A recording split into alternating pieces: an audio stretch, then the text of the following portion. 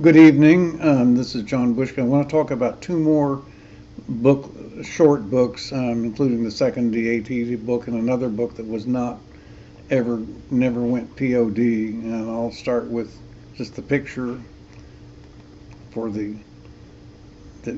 corresponds to this, and that's a picture of my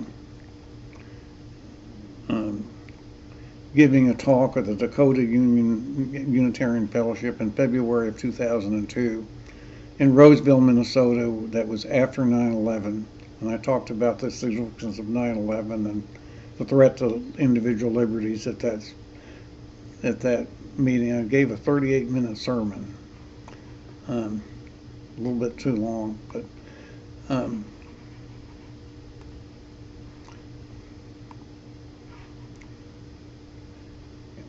and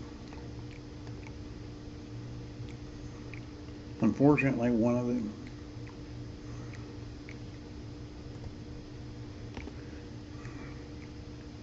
those links went away. Okay, here's back to the commercial site.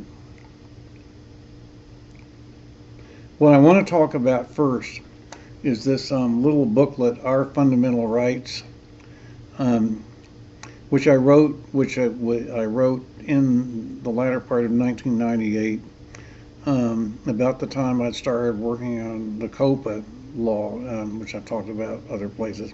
And it was published it was printed at the same place that the first book was published, and it was made available on, I think, December 30th, 1998.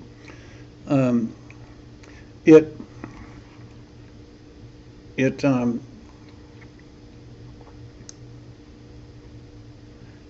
it never went POD. It was a 96-page booklet, and I used to have probably a couple hundred copies and sold most of them.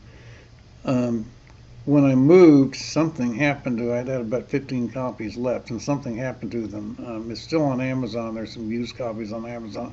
But if somebody wanted one, I could print. I got all the PDFs. I could print them out either at a UPS store, or could print them out as the same printer in Gaithersburg, Maryland, as I used for the first book. It's still there, but it's short and it's 96 pages. And I'll show you what the table of contents looked like, which is this. And our fundamental rights and how we can reclaim them, a psychological approach was the formal title. Reclaim them. There's also the idea of claiming rights, which I'm going to talk about in a later video. But the contents, after I talked about self-ownership and being in control of your own priorities, particularly in how you behave publicly. And I talked about the right to life, and that includes the abortion issue. The right to be free from involuntary servitude, which would include conscription. The right to be left alone, which would include sexual privacy, contraception, and for gay people, sodomy, and sexual intimacy with consenting adults. In private of any consenting adult. The right to free speech. Here I'm not sure that I was quite as conscious of the freedom of reach issue, although it's starting to be because of COPA. The Child Online Protection Act could have seriously jeopardized the ability of people to create their own websites and self-publish without gatekeepers.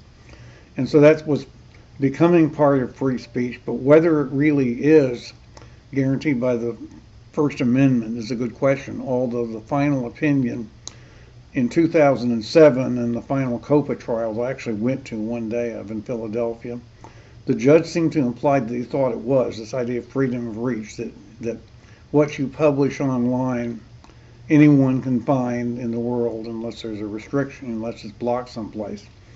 And that the asymmetry that one speaker can sometimes have an enormous effect on a particular issue, spending very little money and become as influential as a whole political company or as a whole political machine, which of course is very threatening to some interests, very threatening to established journalism, But that was an idea in chapter that was appended to the right of free speech. It was starting to become important. Chapter 6, the right to property and control its use, and that somewhat included the Second Amendment here, but mainly property was real property and the ability to do what you want with your own assets and create businesses, maybe like 3D printing. That's a little bit controversial now. But the right, and then the right to believe or not to believe, freedom of religion, and the freedom not to be conscripted into a religion, which the right to parent, and also the right to not be a parent, maybe, which is part of the issue with gay rights indirectly. The right to vote, which became very controversial in 2020 with the election and absentee ballots and mail ballots and voting in person and Trump's theory, even the idea of the way he thought about votes were counted. Remember all that in 2020. Well, of course, this book was 1998. It was 22 years before that. And then chapter 10, a sort of another look at self-ownership, your own personal autonomy, as compared to belonging to a group and seeing yourself as a member of a group rather than as your own person. That's a very important idea to me. Chapter 11, this is where I sort of summarized all the rights in a table. And particularly, I mapped them back to the 1791 Bill of Rights. And I think keeping and bearing of arms, I didn't have a specific chapter for that, which seems deficient now. Of course, we've had DC versus Heller since then. But here I included it in the right to property and the right to parent. In other words, the right to protect your family from armed intrusion in case of a crisis or something. And there were several appendices that had to do with the first book. And I sort of mapped all the Bill of Rights and the amendments to the chapters that were in the book, you'll see here in this little table. So that was Our Fundamental Rights booklet. Now the other thing I want to talk about is the second book, which is When Liberty is Stressed, and I've got many copies of that. This is what it looks like, and you can see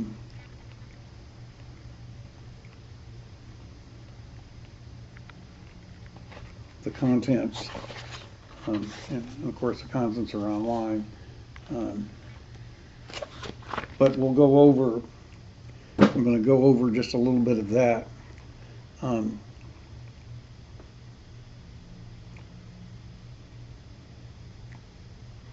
Which is this file online from my own site. There were 12 chapters. There was a foreword and an introduction. Excuse me. Called The Winding Road Toward Liberty, and this book was written in 2002 after 9/11. So the idea that personal liberty could be compromised by the need to respond to terrorism or other external threats that could come up in the future with climate change or wars that are going on, or of course public health, the COVID epidemic and the lockdowns and everything. So this was 2002, before a lot of this. Then the chapter 3 was maybe the most important, launching a Bill of Rights 2. Now there's the Bill of Rights 2 idea that I mentioned in the first video. And here I went through a detailed discussion of, again, how you amend the Constitution, the basic methods. And then I just wrote a lot of questions. I wrote an outline of the things you would consider in designing a Bill of Rights 2. I do mention the Second Amendment here, gun rights, and free speech, and then also freedom of reach, the right to be, the asymmetry that we have with the internet. the military, which would include whether the military should be able to conscript, and would also whether service members have a zone of privacy when they're in the military and they're off duty, and that affected the don't ask, don't tell policy. Civil asset forfeiture, gambling, various other topics, drugs, and legalization of marijuana and other things, sexual privacy, the right to life, and even the right to die, even when you're terminally ill, and then discrimination, preferences, and some general questions. So that was maybe the most important chapter of the book, except for chapter 4, which was about terrorism, individualism, civil liberties, and libertarianism perspective. Can we still talk about a Bill of Rights too? And I went into a very long, detailed discussion about the effect of international terrorism and the fact that in other parts of the world, liberalism, and then the policies that maybe our country thinks it needs in order to defend liberalism, although maybe it needs it for other reasons, for hegemony or other reasons, for political power, can reduce our own freedoms. And this book was published and went print on demand with iUniverse at the end of 2002. So that was about 15 months after 9/11 had happened. I talk a lot about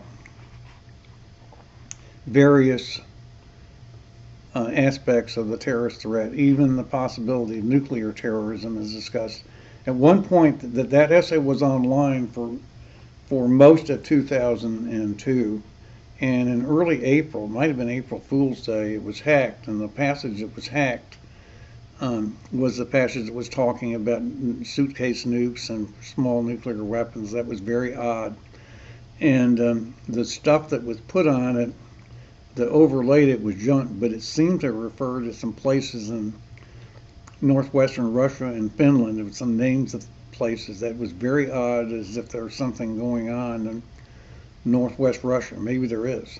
There was an incident on the Finnish border, an assassination in 2016 later on, which I think was just kind of interesting that it was hacked. I called that into the FBI and everything, but they never really did anything about it.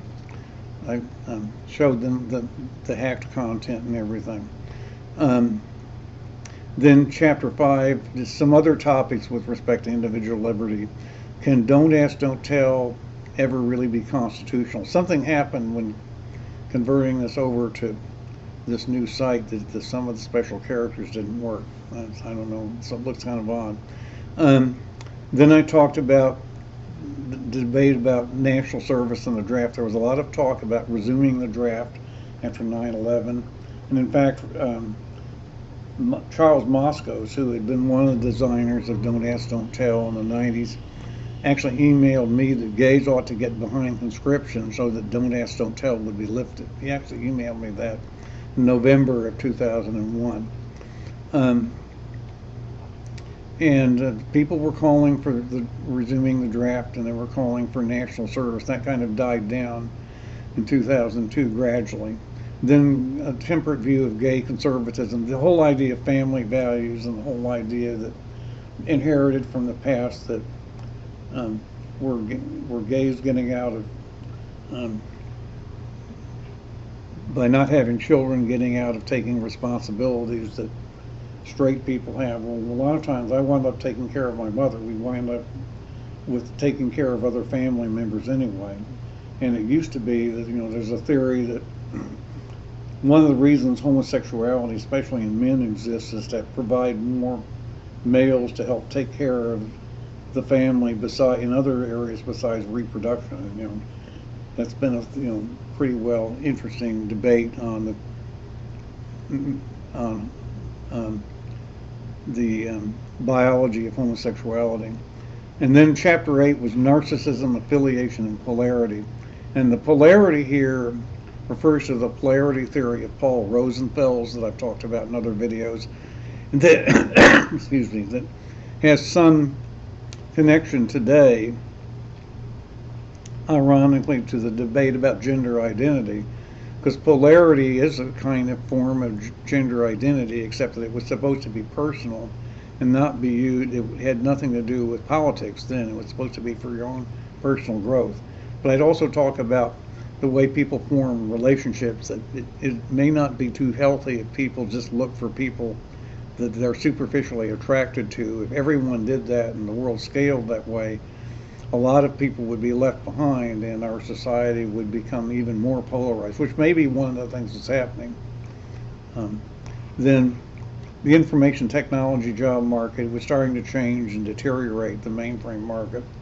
Talk about that. Self-publishing, legal and ethical and legal trends. Well, that is partly about freedom of reach, that again, on the internet, the fact that if you put your book online. I put my books online, my first book online in July of 1998.